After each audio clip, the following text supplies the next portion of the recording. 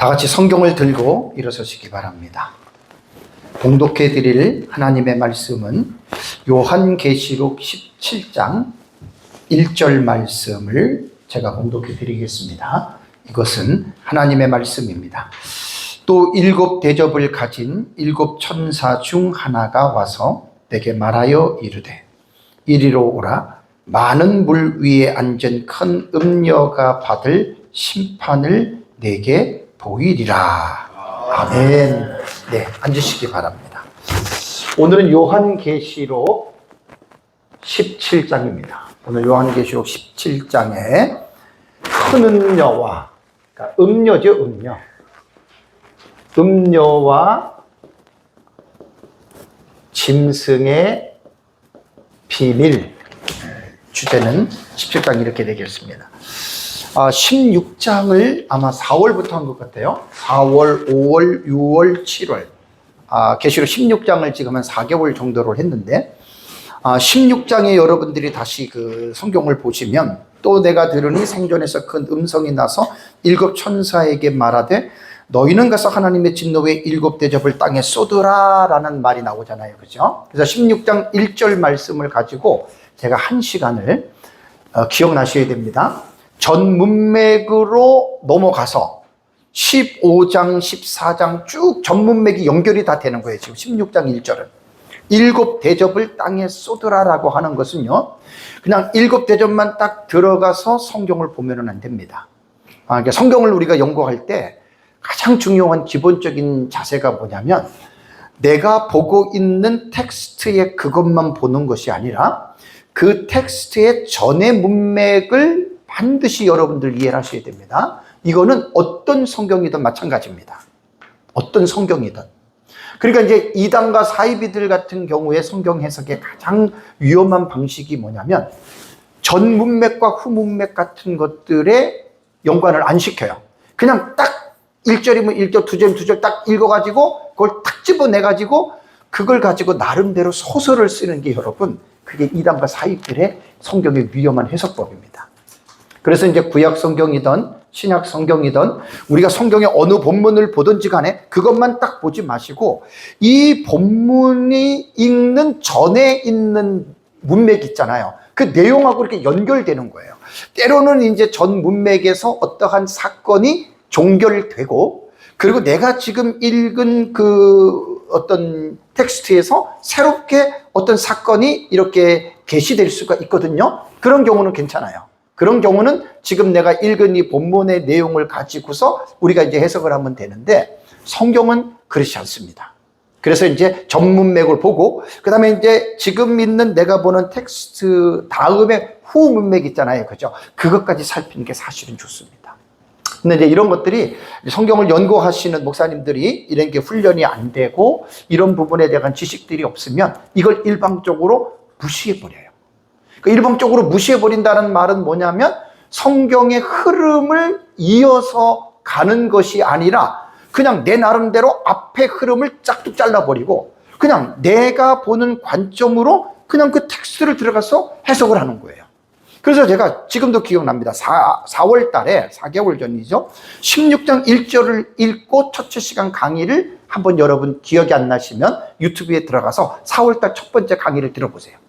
그래서 제가 전문맥을 계속 이렇게 흘러 들어가다 보니까 결국은 어디까지 나오나요? 계시록 6장까지 나오잖아요. 아니 5장까지 나오잖아요. 거기에 이제 성부 하나님이 오른손에 7 인으로 봉한 그 두루마리 나오잖아요. 그죠? 거기까지 연결이 되는 거예요. 거기까지. 그래서 제가 4월 달에 이제 그 16장의 7 대접에 대한 부분을 들어가고 그러고 나서 이제 5월 달인가 제가 그 16장 1절 2절에 이제 본 내용을 들어갈 때 그때 제가 여러분들한테 3시간을 여러분 서론적인 강의를 한 것을 여러분들은 기억하실 겁니다. 왜 그러냐면 성경은 그렇게 간단하고 단순하게 성경을 딱 들어가서 무조건 여러분 읽으시면 안 된다는 말입니다. 특별히 이제 요한계시록 16장 같은 경우는요, 3가지 7 시리즈잖아요. 7인, 7 나팔, 7 대접의 마지막 시리즈거든요. 그러면 일곱 대접의 특징에 대한 걸 기억나세요?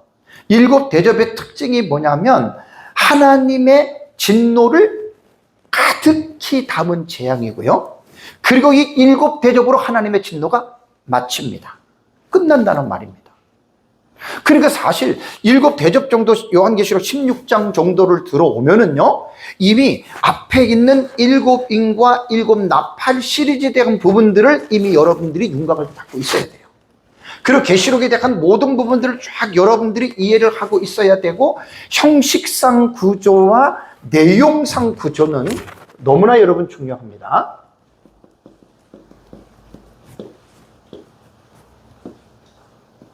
내용상 구조예요. 그러니까 성경을 우리가 읽고 공부하고 연구할 때에는 무조건 읽으면 안 되는 거예요. 그래서 형식상 구조라고 하는 것은 제가 이제 요한계시록의 제 책에 보면은 이제 서론적인 부분에서 먼저 이러한 부분들을 먼저 여러분들이 이해를 하시고 공부를 하셔야 돼요. 그럼 아주 성경이 체계적으로 우리가 이제 깊게 있게 공부를 할 수가 있고 이해가 되는데, 형식상 구조라고 하는 말은 뭐냐면 기록된 순서대로 보시라는 거예요. 계시록 1장부터 22장까지 기록된 것들은 우리는 뭐 눈을 감아도 그냥 1장부터 22장까지가 훤하잖아요. 그죠? 이 형식상 구조, 그러면 기록된 내용만 이해한다고 우리가 요한계시록을 다 이해할 수 있을까? 전혀 아닙니다. 말 그대로 기록된 순서 형식상 구조만 파악을 한 것이고요. 진짜 중요한 거는 뭐라 그랬습니까? 내용상 구조입니다. 1장부터 22장까지의 내용이 어떻게 이 내용을 우리가 이해를 해야 될까? 그러니까 이게 내용상 구조라고 하는 것은 사실 그 책에 관한 이 책이 무슨 책인지에 대한 부분을 거기서 결정이 나는 거예요. 거기서.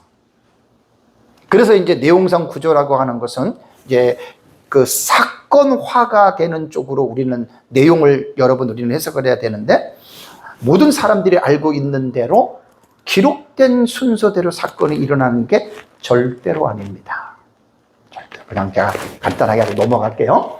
그러면 이제 요한계시록은 어떻게 되냐면 가장 어려운 부분이 어디냐면은 6장부터가 어려워요. 1장에서 5장, 21장과 22장은요, 특히 20장부터는 그렇게 어렵진 않아요.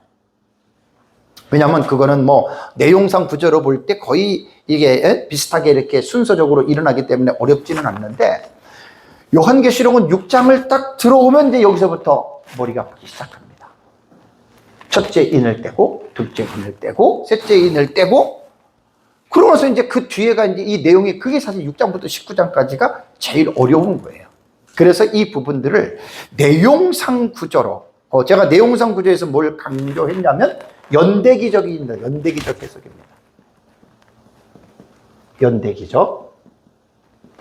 그러니까 어떤 성경에 기록된 사건을 우리가 볼 때는 일반 문학에서는요, 책을 읽을 때에 그 책에 기록된 내용을 대부분 저자들이 육하 원칙 속에서 기록을 해요. 그죠? 그리고 읽는 독자도 그 책에 있는 내용을 육하 원칙 속에서 이해를 하셔야 돼요. 누가, 언제, 어디서, 무엇을, 어떻게, 왜 이것을 기록했느냐.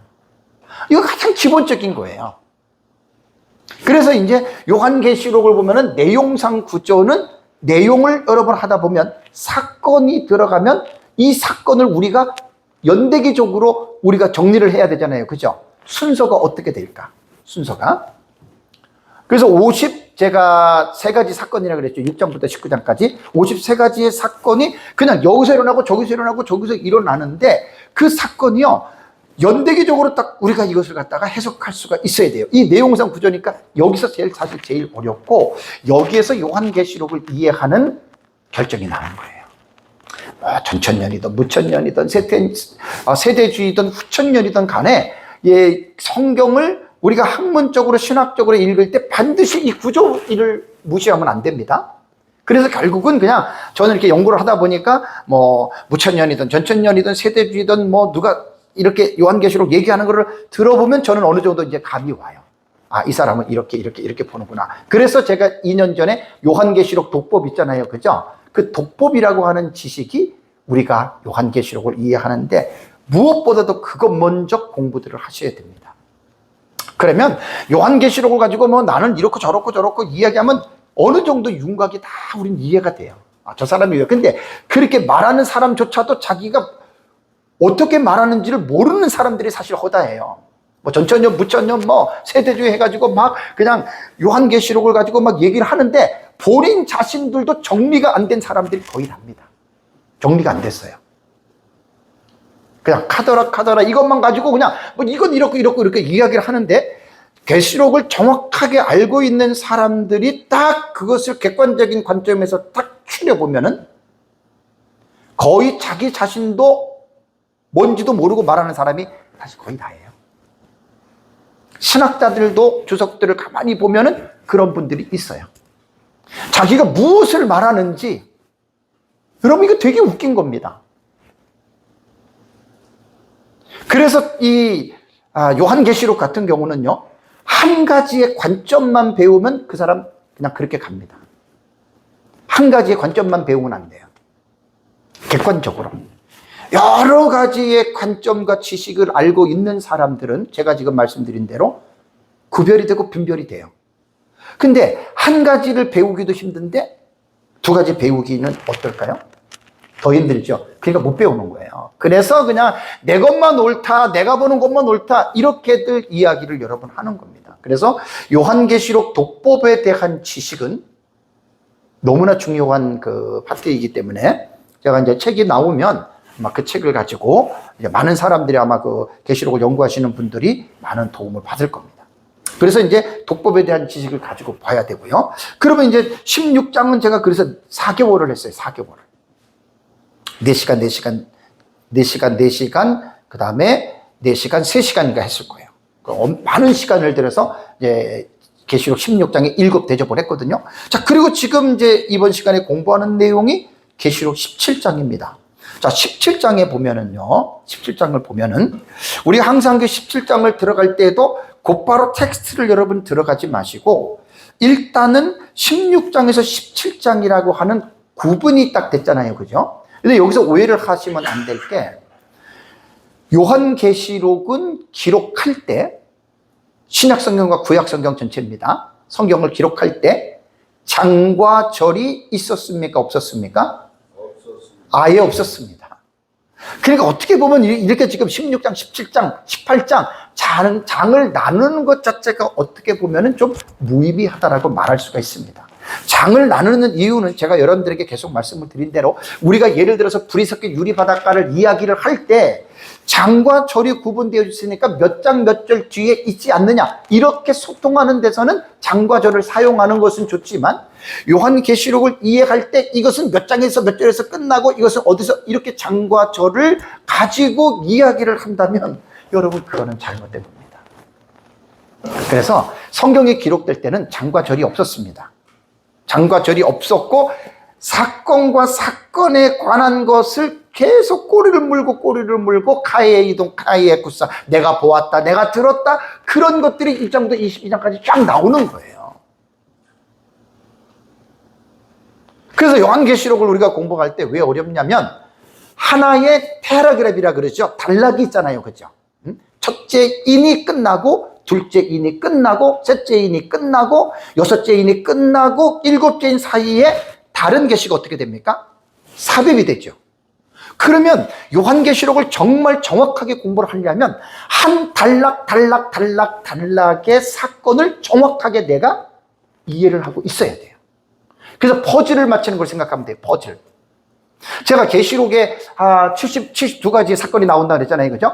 72가지의 퍼즐을 하나를 정확하게 알아야 그 72가지의 퍼즐을 나중에 어떻게 돼요? 완성할 수가 있는 거예요.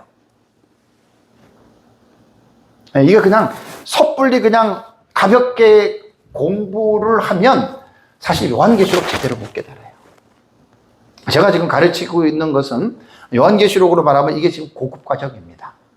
어떻게 보면 박사학위 과정이라고 보셔도 돼요. 지금 공부하는 게. 이렇게 지금 공부를 나가고 있기 때문에 요한계시록은 정말 특별히 주의하고 조심히 요한계시록은 여러분들이 잘 배워야 요한계시록을 가지고 쓸데없는 얘기들 안 하고 이상한 길로 여러분 빠지지 않습니다. 그러면 요한계시록 17장을 딱 들어왔으면 이제 16장에서 7번째 대접으로 마쳤잖아요. 그죠?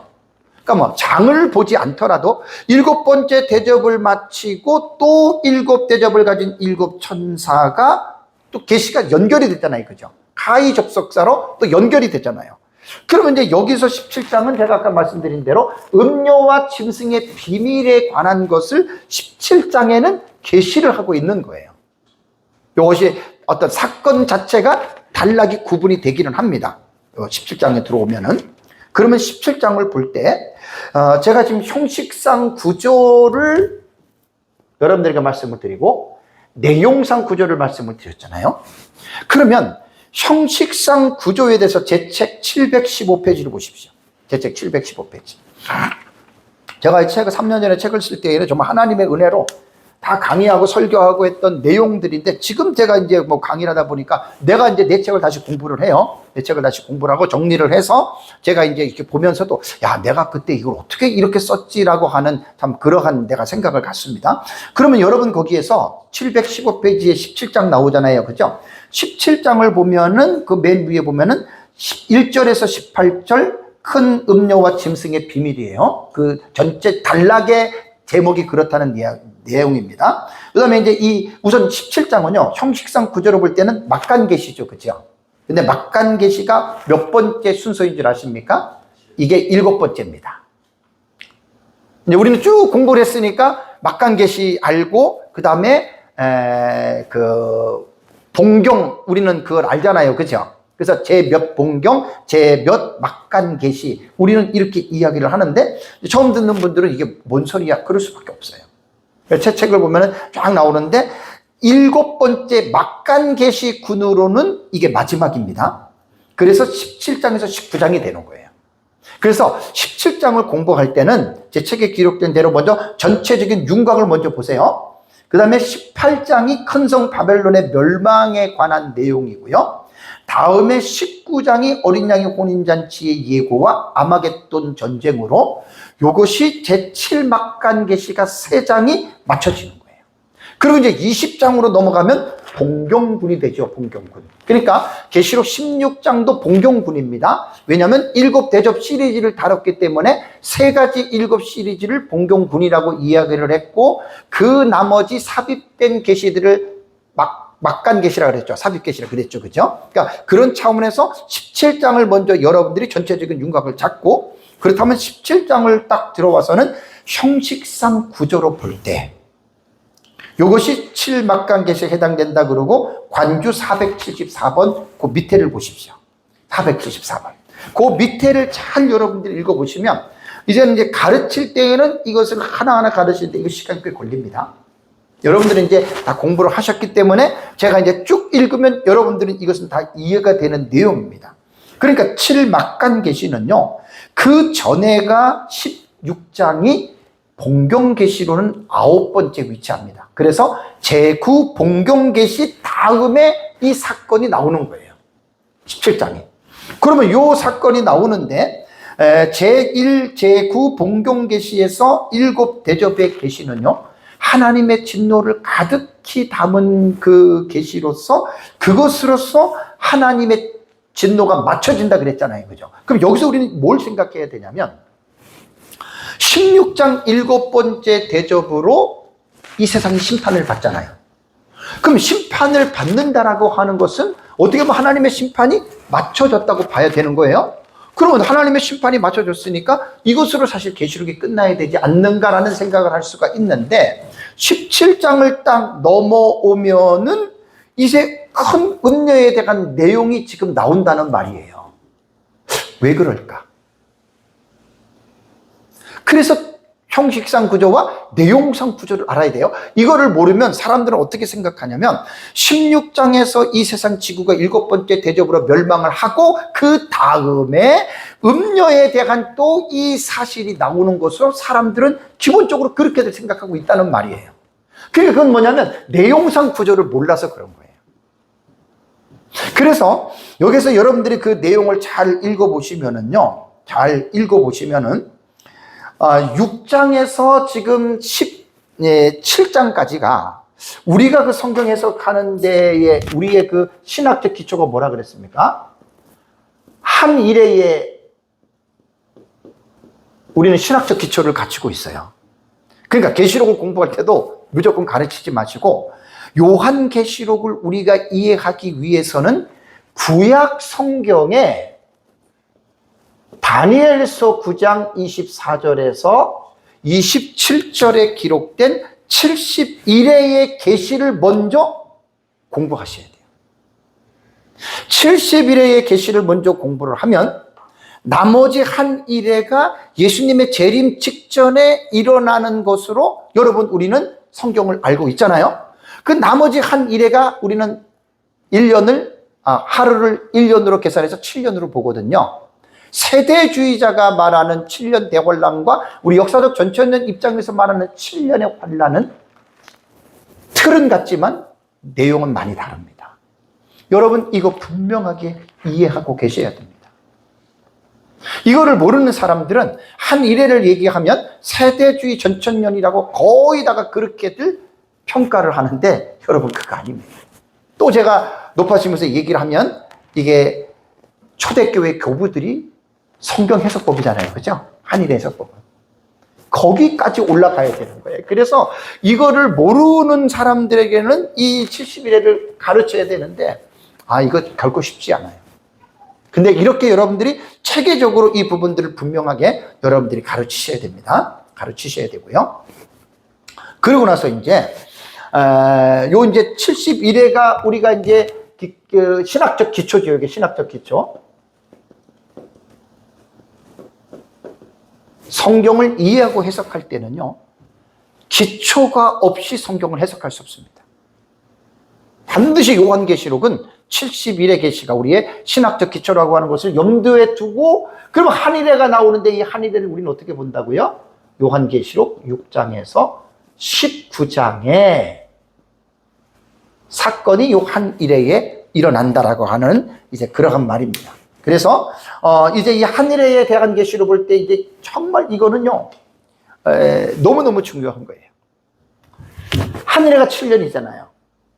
그래서 우리가 6장부터 19장에 일어나는 여러분 이 사건들은요, 이건 형식상 구조로 여러분들이 파악을 해야 돼요. 투 사이클입니다. 이게 무슨 말인지 아시죠, 우리는? TW. 투 사이클이라고 하는 말이냐면 주기예요, 주기. 요거는 성경을 제가 다 정리를 했기 때문에 제가 용어를 쓰는 거예요. 정리가 안 된 사람들은 이 말이 되게 어렵거든, 이해가 안 되거든요. 이게 이런 말이잖아요. 인 있잖아요, 인. 첫째 인에서 여섯째 인의 계시가 한 일회를 하나님이 먼저 보여주셨다 그랬죠. 첫째 인, 둘째 인, 셋째 인, 넷째 인, 다섯째 인, 여섯째 인. 기억나세요?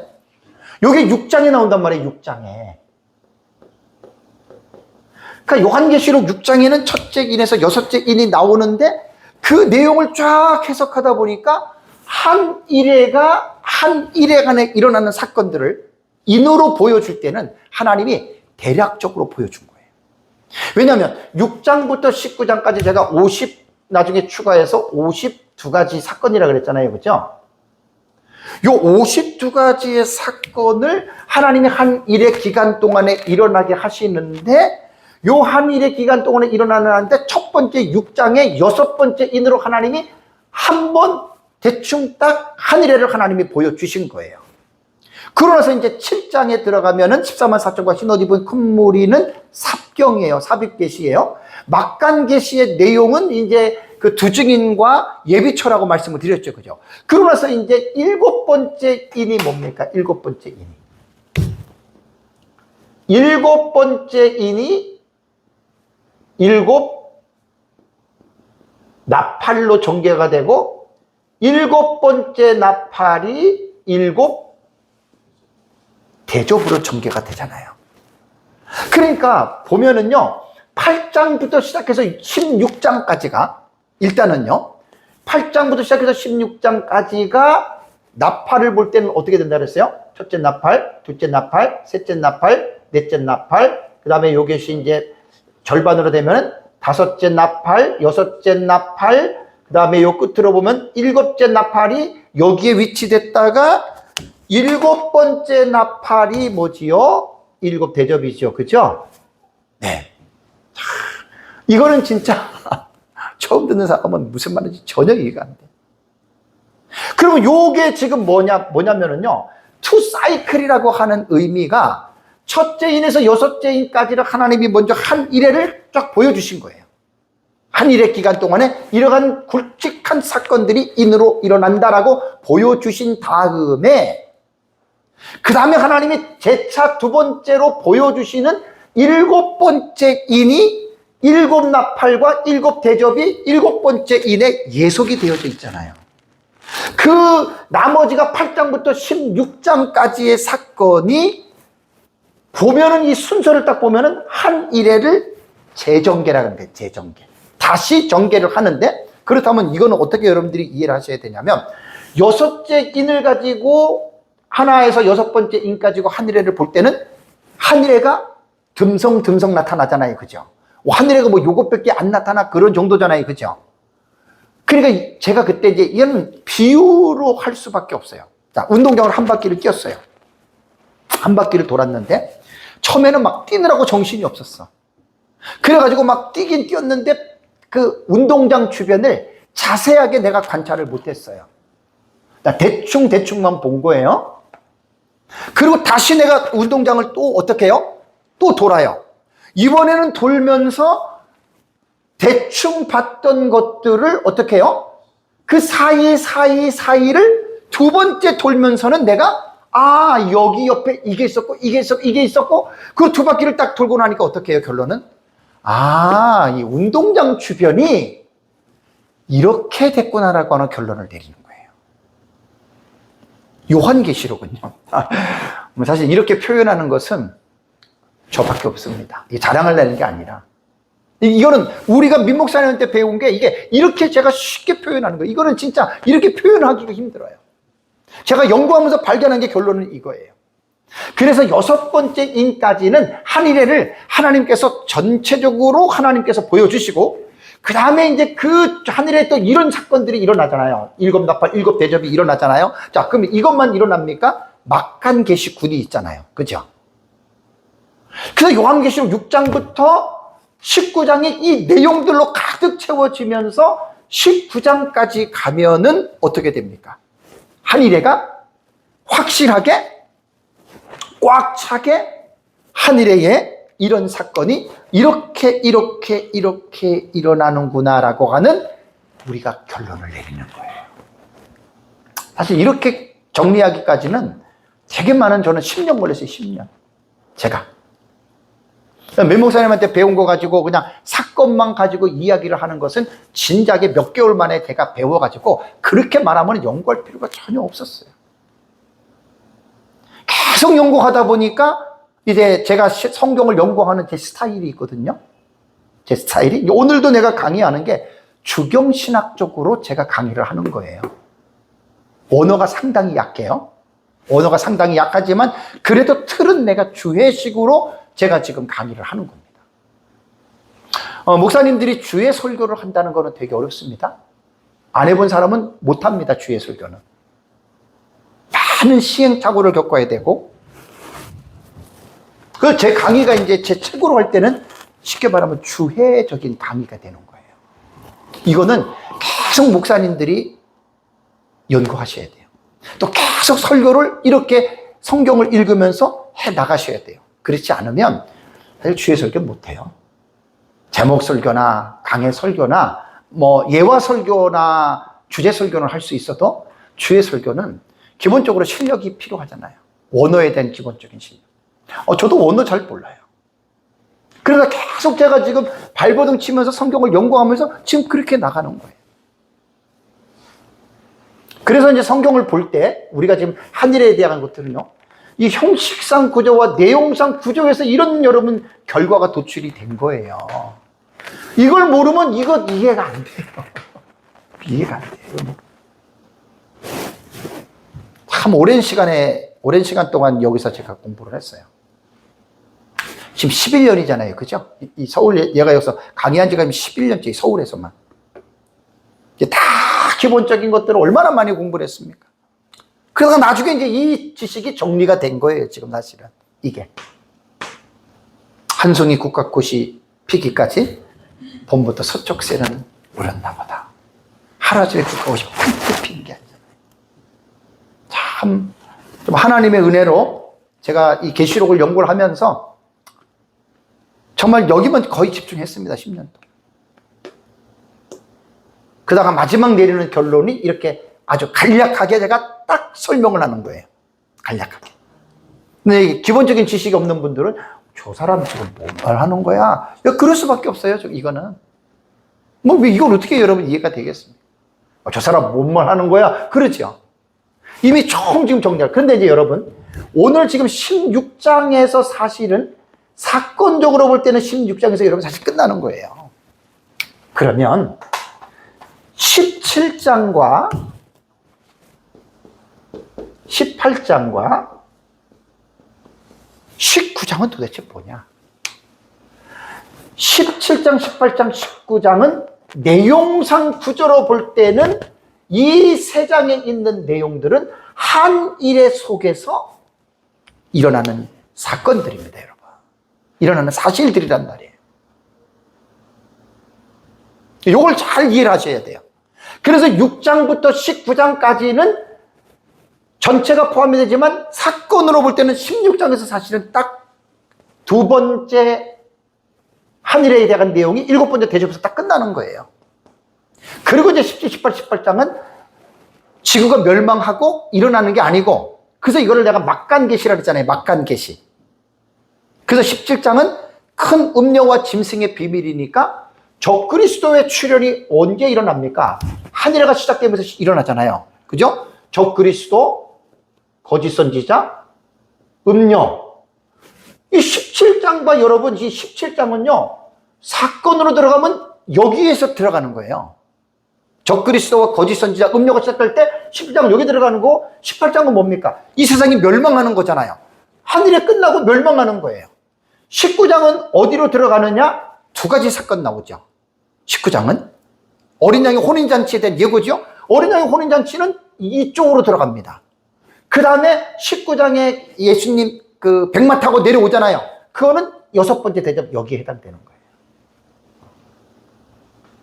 그래서 막간계시군이 형식상 구조로 볼 때는 16장 이후에 기록이 되었지만 내용상 구조로 볼 때에는 이 내용상 구조는 19장은 두 가지 사건이 이렇게 들어간다.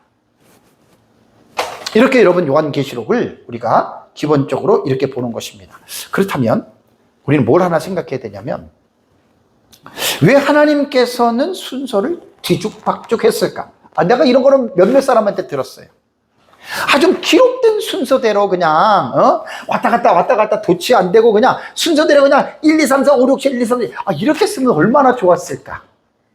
그건 우리 생각이에요. 계시를 보여주신 분이 하나님이잖아요. 우리 성경을 읽을 때 하나님, 내 생각으로는 이거 이해가 안 됩니다. 왜 하나님 이렇게 했죠? 하나님, 아담과 하와가 선악과를 따먹을 줄 알면서 하나님 왜 선악과를 만드십니까? 이렇게 말하는 사람 있잖아요. 그죠? 그렇게 보면 안 돼요. 하나님이 선악과를 따먹을 줄 아셨어도 하나님께서는 왜 아담과 하와를 에덴 동산에 두시고 금단의 열매를 먹지 말라고 하셨을까? 이런 거 생각하셔야 돼요. 성경을 깊이 있게 연구하시는 분들은 이런 걸 알거든. 하나님이 인간을 만드실 때 로봇의 같은 존재로 만든 게 아니에요. 자유의지를 주셨어요.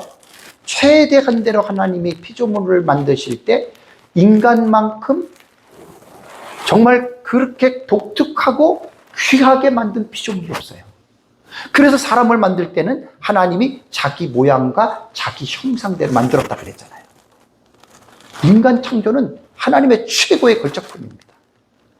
그리고 하나님이 사람을 만들 때 로봇과 같은 존재로 만든 것이 아니라 자유의지를 스스로가 지정의의 기능을 가지고 스스로가 알고 느끼고 판단하고 결단하면서 행동할 수 있도록 하나님이 사람을 만드신 거예요. 여기서 여러분, 우리 사람은 하나님 앞에 감사해야 돼요. 왜 하나님이 선악과를 따먹을 줄 알면서 만들었느냐? 이것은요, 하나님의 신권에 대한 주권을 도전하는 행위예요. 왜 하나님이 요한계시록 왔다 갔다 기록했느냐? 그건 하나님의 권위를 도전하는 거예요. 그래서 제가 말씀을 드렸잖아요. 왜 사건이 이렇게 갔다가 뒤로 가고 앞으로 가느냐? 여기에는 하나님의 의도가 있습니다. 의도. 자, 무슨 말인지 아시죠?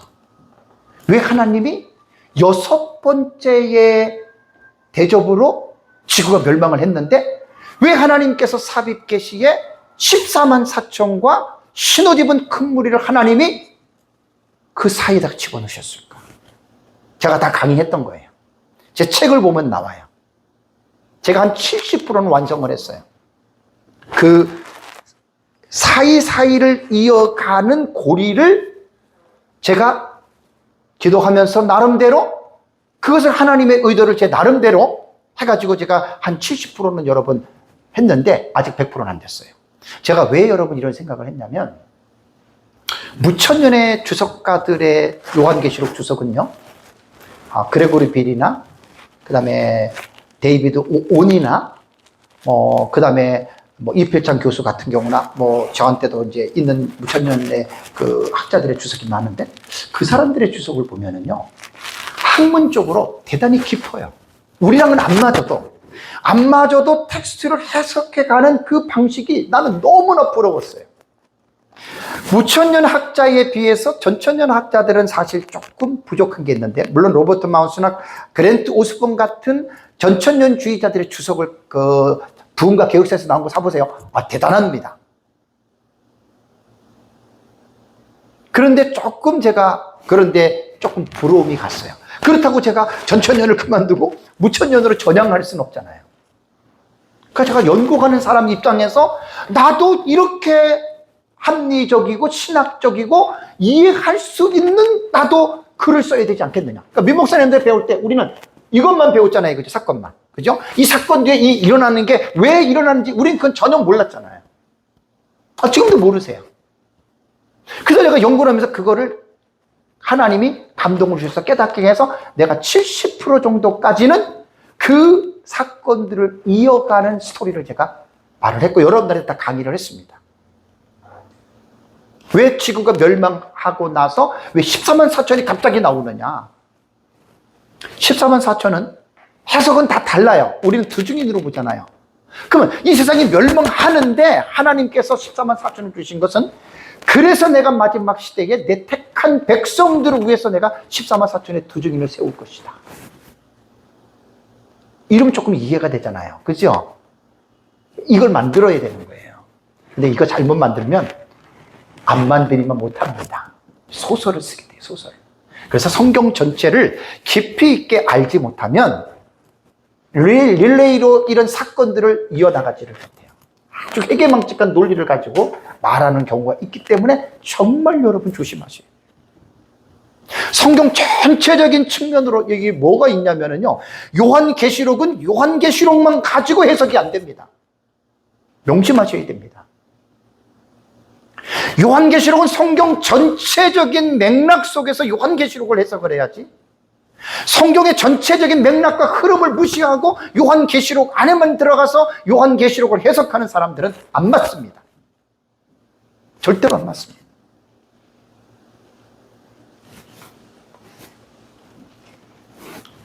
저는 하나님의 은혜로 한 15년 이상 나름대로 저는 주경신학을 하나님이 저를 공부하게 해줬어요. 그 당시 원어를 잘 몰랐어도 성경 해석에 관심이 되게 많았어요. 저는. 그렇게 하나님이 연구를 하게 하셨어요. 그리고 이제 한 20년 전부터는 역사에 대한 정리를 한 10년 동안 정리를 하면서 분열왕국하고 바사제국하고 중간사하고 교회사는 조금 약하지만 그래도 나름대로 제가 역사 정리를 했기 때문에 성경을 제가 설교를 하거나 강의를 할 때 한 주제를 딱 잡잖아요. 처음부터 항상 딱 나오잖아요. 이건 금방 되는 게 아니에요. 금방 되는 게 아니에요. 그래서 요한계시록은요, 창세기부터 시작을 하셨어요. 특히 천년왕국은요, 에덴 동산을 모르는 사람이 천년왕국을 말할 자격이 없습니다. 이게 이제 공부 안 해보신 분들은 이 말이 무슨 말인지 모르죠. 그래서 성경은요, 목사가 하는 일이 성경 연구밖에 더 있으니까 죽을 때까지 연구를 하는데 성경을 좀 깊이 있게. 그리고 신학적인 입장도요, 성경신학. 그 다음에 성경신학에서 구속사와 언약 신학들인 중요한 신학적인 대제가 나오잖아요. 그죠? 그럼 성경신학만 하는 게 아니에요. 조직신학도 있어요. 역사신학도 있어요. 실천신학도 있어요. 그러니까 이거를 여러분 우리가 어마어마한 거예요. 신학의 범위가. 저는 그냥 제 나름대로 내가 아는 목사님들도 마찬가지예요. 내가 아는 것 외에는 말 못해요. 그 이상을 말할 수가 없어요. 그래서 설교나 강의를 딱 들어보면 이제 그 사람이 가지고 있는 지식이 가늠이 돼요. 이분이 신학적으로나 원어적으로나 역사적으로나 어느 정도 알고 있느냐 딱 들어보면은 그게 이제 가늠이 되거든요. 제가 왜 이런 말씀을 드리냐면 지금 요한계시록 17장에 들어와서도 무조건 17장을 해석하면 제가 지금까지 말씀드린 이 서론적인 이 연결해야 될 고리들을 전혀 무시하고, 그죠? 전혀 무시하고 내가 보는 관점에서 17장을 읽어 나가면 그럼 밤낮 이제 그 얘기예요. 음녀, 타락한 종교, 이런 얘기는 하지만 이런 것들이 다 이런 것들과 연결되어지는 가운데에 이 지식이 팍 튀어나와야 된다 그 말입니다. 기본적인 신학과 지식들이 이게 뒷받침이 안 되잖아요. 그러면 요한계시록은요, 상당히 위험한 곳으로 갈 수밖에 없는 구조를 가지고 있는 요한계시록. 특히 미래주의를 해석하는 역사적 전천년주의자들은 이러한 부분들을 확실하게 여러분들이 훈련이 되고 교육을 받지 않는 가운데 역사적 전천년으로 들어가잖아요. 그러면 세대주의와 별 다를 바가 없이 그냥 그 말 하는 것으로 그칩니다. 제가 요한계시록을 한 10년 연구를 하면서요, 이게 우리 지금 여러분 공부하면 되게 재밌죠, 그죠? 되게 재밌어요. 참 이게 그냥 사건으로 재미로만 배우는 게 아니에요. 이것이 목사님들의 개인의 신앙으로 자리를 잡아야 되고, 목사님들의 개인의 신앙으로 자리를 잡아서 이것이 교회에서 설교하는 것까지 나가야 됩니다. 이게 배우기만 하면 안 돼요. 그럼 이론적인 부분으로 치우치게 되는 거예요. 한번 가르쳐 보세요. 한번 성도들을 대상으로 목사님들 한번 제가 저한테 배운 거 한번 설교해 보세요. 힘들어요. 1장부터 22장까지 교회에서 한번 설교를 해보셨어요?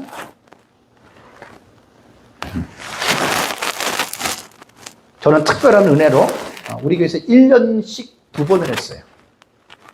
주의 설교만. 근데 그것만 한 게 아니에요. 연대기적으로도 했고, 그 다음에 또 종말론적인 그런 면으로도 했고, 하다 보면서 제가 깨달은 거예요. 하다 보면서 이게 결코 쉬운 게 아니구나. 저는 어쨌든 자세하게 깊이 있게 계속해서 가기 때문에 이제 총 정리한 가운데에 지금 이 부분을 말씀을 드렸고요. 그 다음에 이제 17장에 들어와서는 형식상 구조와 내용상 구조에 대해서 목사님들이 분명하게 이 부분들을 여러분들이 이제 알아야 됩니다. 그러고 나서 이제 거기 관주에 보면은 이제 474번 쭉 아주 내가 어제 쭉 읽어보니까 아주 정리를 제가 잘 해놨어요. 474번 요것만 여러분 관주만 봐도 제가 지금 강의한 내용들이 사실 이제 이런 거거든요. 이런 거. 여러분들이 이제 그렇게 보시면 되고요. 그 다음에 제7 막간 계시구는 요한계시록 17, 18, 19장까지 이어진다. 716페이지에 보면은 요한계시록 17장을 내용상 구조로 볼 때 이것도 제가 말씀을 드렸습니다. 그 다음에 요한계시록 17장의 내용은 이제 내용으로 요거는 우리가 이제 좀 보셔야 됩니다. 인류 종말의 한 일의 시기가 도래하게 되면 이 세상에는 몇 가지 분명한 징조들이 나타나지요. 7번째 제국을 지배하는 적그리스도가 등장해서 한 일의 기간에 7년의 이 환란 기간을 적그리스도가 여러분 주도해 나갑니다.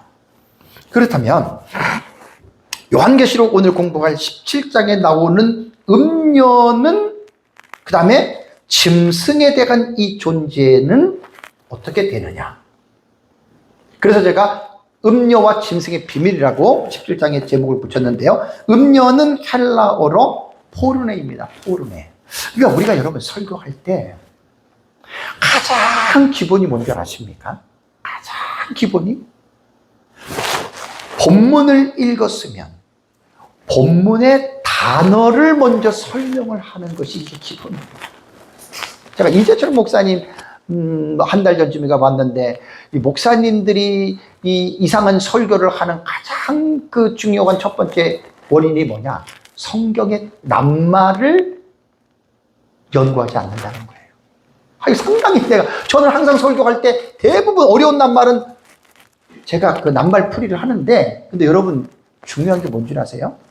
우리말 낱말을 먼저 풀지 마세요. 우리말 성경의 뜻도 해석하지만 첫 번째가 신약 성경은 헬라어고요. 구약 성경은 히브리어예요. 그 다음에 그 히브리어와 헬라어 낱말을 본 다음에 우리말로 번역한 그 우리말 사전에 들어가서 사전을 보세요. 사전을 들어가서 비교를 해보세요. 그러면은요, 안 맞는 것들이 꽤 많습니다. 이건 안 해본 분들은 몰라요. 어떤 목사님들은 그래요. 원어 볼 필요 없다고. 그 목사님은 회개하셔야 돼요. 제 가운데 뒹굴면서 회개하셔야 돼요. 피를 토하는 심정으로. 원문하고 우리말 번역 성경하고 한번 비교해 보세요.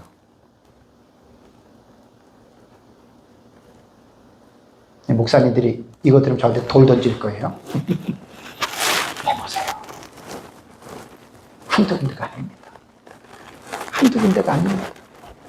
너무 많아요. 그래서 음녀라고 하는 이 단어는요, 원문에 보면은 포르네입니다. 포르네. 그렇다고 오해하지 마세요. 뭐 우리말 성경이 다 틀렸다 이건 아니에요. 그렇게 말하는 게 아니에요. 제가 디테일하게 섬세한 어떤 깊이나 이런 부분에 보면은 부족한 것들이 많이 있고요. 또 하나는 어떤 것이 있냐면 히브리어를 한국어로 번역하고 헬라어를 한국어로 번역하는데 히브리어와 헬라어의 원뜻을 우리말로는 번역이 안 되는 단어들이 종종 있어요. 제 말이 아니고 학자들의 말입니다. 그래서 설교를 준비하실 때 저도 사실 모든 성경을 내 설교의 본문을 원문 다 못 봐요. 왜? 시간이 안 돼요. 저는 설교할 때마다 성경을 되게 많이 인용하기 때문에 그 전부 다 제가 원문을 못 들어갑니다. 진짜 못 들어갑니다. 근데 이것은 습관이고 이것은 훈련들이 되셔야 돼요. 음녀라고 하는 말에 헬라어에 보면 포르네는 매춘녀 창녀로 번역이 되는 단어입니다. 그래서 명사 포르네는 신약 성경에 12번 나옵니다. 문자적인 의미로는 이득을 위해서 이득을 위해서든 세욕을 위해서든 불법의 성애에 탐닉하여서 하는 모든 여자에게 문자적으로는 음녀라 그래요. 포르네라 그래요. 그런데 성경은 문자적으로 해석해야 될 부분이 있는가 하면 또 뭐가 있지요? 비유적인 해석이 있어요. 그래서 원어 사전에 들어가면 비유적인 의미로 하나님의 진리를 변질시킨 뭐라고요? 타락한 교회입니다.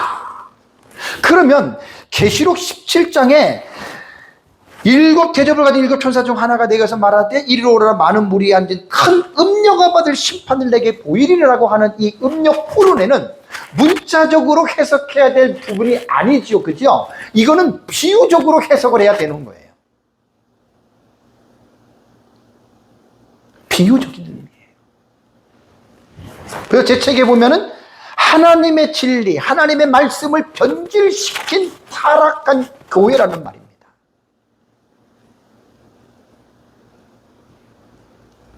언어에 나타난 단어의 의미들을 제가 요한계시록 독법을 할 때 어떤 단어나 사건을 문자적으로 봐야 되느냐, 텍스트를 상징으로 봐야 되느냐. 여러분, 이걸 최초로 요한계시록은 결정들을 하십니다. 이런 기준 없이 그냥 자기 마음에 끌리는 대로 이것은 문자라고, 이것은 상징으로 하고, 사실 다들 사람들 그렇게들 해요. 정확한 기준 없이, 어떤 체계 없이 그냥 그 자기의 끌리는 대로 그냥 이거는 문자라고, 이거는 상징으로 하고, 다 그렇게들 합니다. 세대주의는 거의 다 문자고, 무천년은 거의 다 상징이잖아요. 역사도 전천년은 그거 아니에요. 문자적인 해석을 중시하면서 우리는 상징의 해석을 병행한다 그랬죠. 이런 것들의 차이예요. 그럼 여기도 딱 역사적 전천 들어가면 문자로 해석할 것을 상징으로 하고 상징으로 해석할 것을 문자로 하니까 이거 완전 정반대잖아요. 골치 아파요, 요한계시록은. 골치 아픈 거예요. 그래서 뚜렷한 자기의 어떤 기준, 자기의 체계가 없이 그냥 하기 시작하면 마찬가지예요. 똑같은. 그러니까 혼란스러운 거예요, 여러분. 그래서 오늘 이 17장에 나온 음료라고 하는 말은요, 하나님의 말씀을 변질시키고, 그럼 여기서 뭐가 전제가 되지요? 불신의 세력들도 아니고 타종교도 아니지요. 원래 음료는 어디에 있었던 사람이지요? 교회에 속해 있는 분들입니다. 원래. 근데 교회에 속해 있었는데 시간이 지나면서 하나님의 말씀을 변질시키고 타락시켜서 교회라고 하는 공동체에서 아웃사이드로 나간 사람들이에요.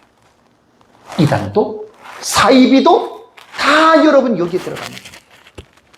나중에 이제 그 뒤에 보면은 땅에 가증한 것들의 어미라 그랬어요. 음료는 땅에 가증한 것들은 이제 뒤에 제가 말씀드리겠지만 결론적으로 말씀드리면 타종교입니다.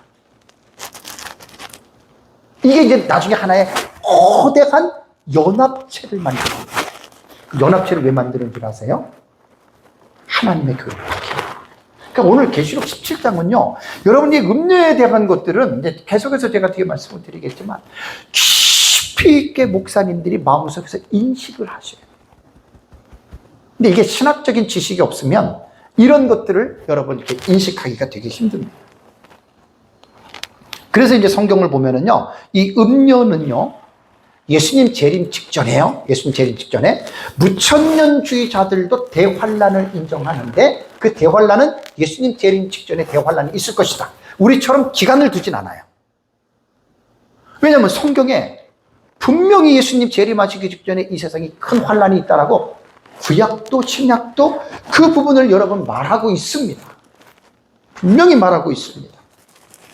그래서 이제 인류 종말에는 나중에 이제 데살로니가 후서 2장을 여러분들에게 말씀을 드리겠지만 마지막 때의 특징 중에 하나가 뭐냐면 배도, 그러니까 교회를 배신하는 거예요. 배교, 배도, 도를 배반하는 거예요. 근데 이 숫자가 적은 수가 아닙니다. 오늘 제가요, 이번 시간은 요것만 말씀하고 좀 마칠게요. CBS 뉴스에서 2023년 11월 23일자에 3분 분량의 CBS의 그 뉴스 나온 거를 제가 우리 대한에서의 성소영은 단톡방에 오늘 아침에 올렸거든요. 집에 가면서 여러분들이 보시면 돼요. 거기에 제목이 뭐냐면 명목상 교인에 대한 조사, 그걸 가지고 그 영상을 뉴스를 했는데 목회 데이터 연구소와 웨스트민스터 신학대학원 김선일 교수의 공동조사로 한 1000명 정도가 되는 것 같아요. 한국교회의 명목상 교인에 대해서 조사를 했습니다. 이 데이터는 되게 중요합니다. 명목상 교인의 응답자 10명 가운데에, 프로토콜을 줄여서 말하면 10명 가운데에 4명 정도가 교인은 교인인데 명목상 교인이에요. 그것 한 40% 정도가 되더라고요. 그래서 이 명목상 교인들을 프로테지를 나누은 것을 보니까 나는 스스로 기독교인이 아니야 라고 하는 교인이 9.6%입니다. 그리고 예배 외에 신앙 활동을 안 해요. 거의 안 해요. 예배만 딱 들어요. 그리고 19% 정도는 구원의 확신이 없는 사람들이에요. 구원의 확신도 없고 개인의 필요에 따라서 내가 그냥 필요하니까 이런 사람들이 26.5%가 또 거기에 해당이 돼요. 그리고 기독교인인 근거인 어떤 믿음 이외의 것들은 거의들 참여를 안 하더라고요.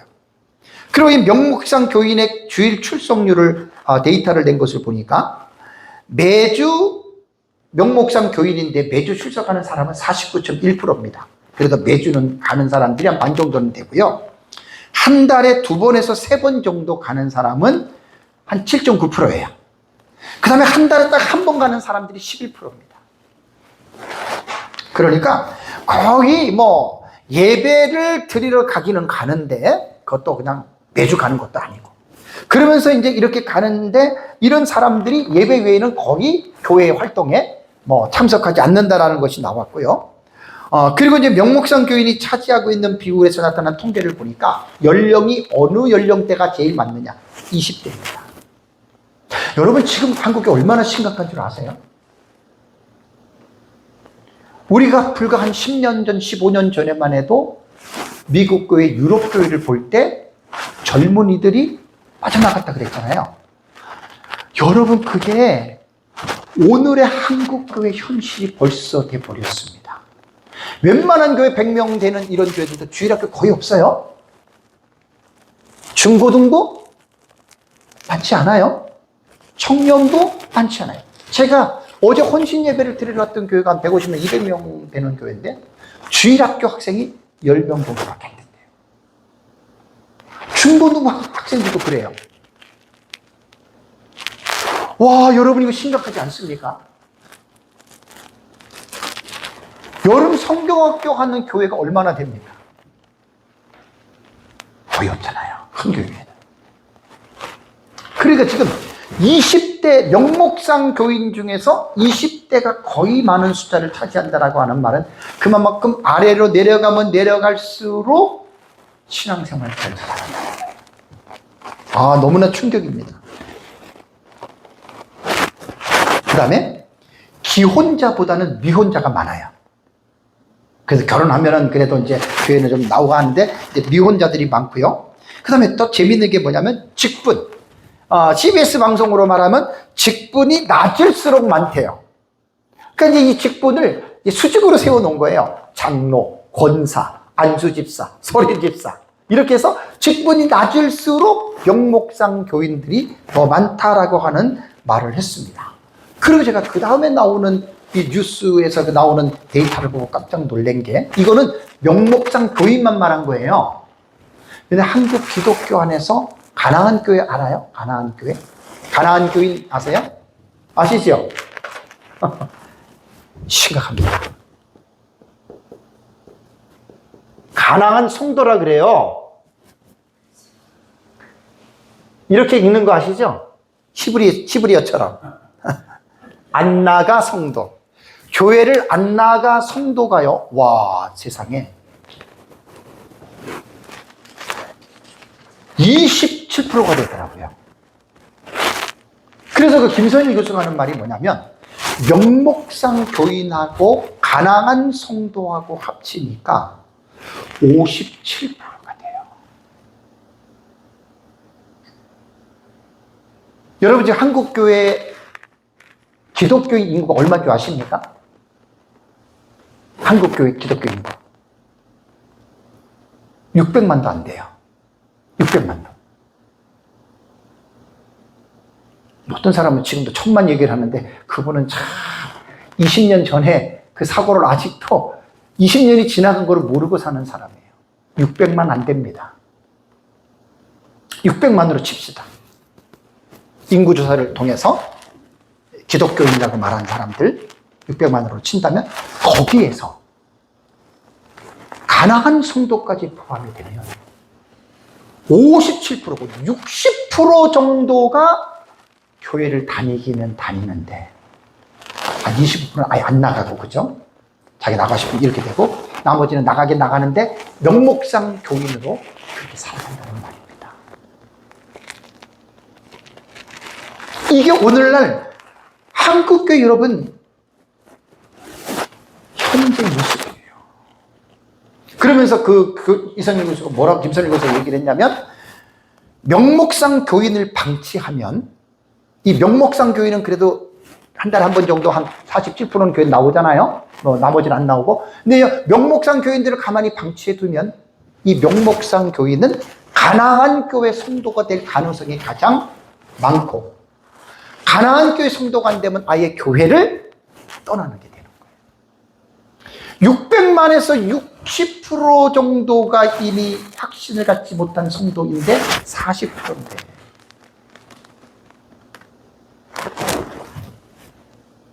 국제 기독교 정보지 오퍼레이션 월드에서 발표한 그 통계를 보니까요, 전 세계 기독교인의, 전 세계입니다, 이거는. 전 세계 기독교인의 60%가 명목상 교인이다. 전 세계적으로.